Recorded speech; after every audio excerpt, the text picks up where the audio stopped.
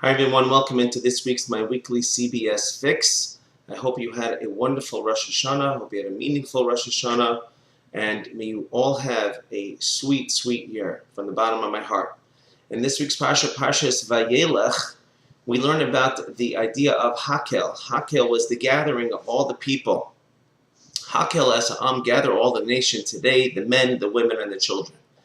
Now, we have an interesting concept. Maimonides explains this as well, that the type of personality and character traits that we have in this world, we are the same way in the next world as well. We continue on those character traits, whether they're minuscule things or whether they're overall or larger descriptions of our character. That's who we remain. We remain like that forever. Maimonides likens it to taking a vessel, which is still soft, and once you put it into the oven, it cannot be changed. It hardens once it goes into the oven, and it remains like that forever.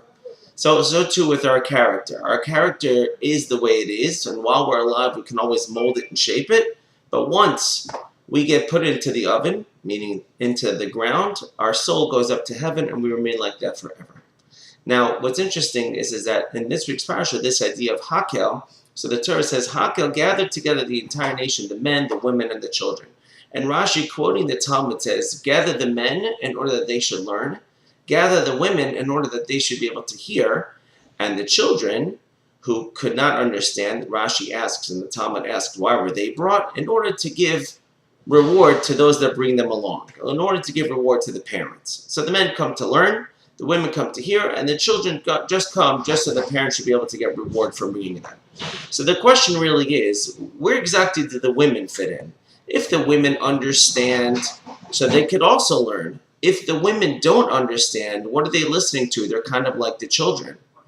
So one of the answers is given, and this kind of helps us understand the role of the soul of the woman, is that her job is to listen in order that she thereby teaches her son or her children. That is her role. And as a matter of fact, in this one area is where women are different in the world to come than they are in this world. For even though there's certain ideas or concepts of Torah that they may not grasp, not because they don't have the intellectual capacity to do so, but rather there are certain things that they just simply do not study. Nevertheless, when they hear words of Torah, even if they maybe don't understand because they're not learning it at the same level men are, or when they're teaching it to their children, that is a merit for them, that even in the next world, when these items are discussed by Hashem, our great teacher, who will one day teach it to us, all the women will be able to grasp it the same way. So the job of the woman over here is to be a teacher. And how does she teach? By listening.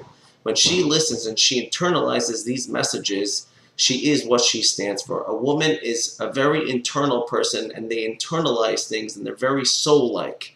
And that is the job of a woman. And a child grasps each thing from the mother and from the father according to what each one's character is. The father they see is a doer, and the mother is more of an internal person. And that is what the Torah is teaching us. The men come to learn. And why do men learn? In order that they should be able to teach. The women come to listen.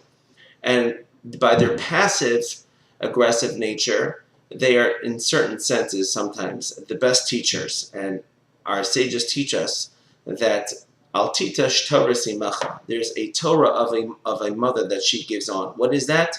That's internalizing things. And we men have to learn how to internalize certain things ourselves and tap into our neshama, tap into our soul. And that is one of the lessons that this week's Parsha has come to teach us. Have a great, great Shabbos. And Yom Kippur is coming up on Wednesday. May Hashem forgive all your averis. And I will talk to you soon. Thank you for listening.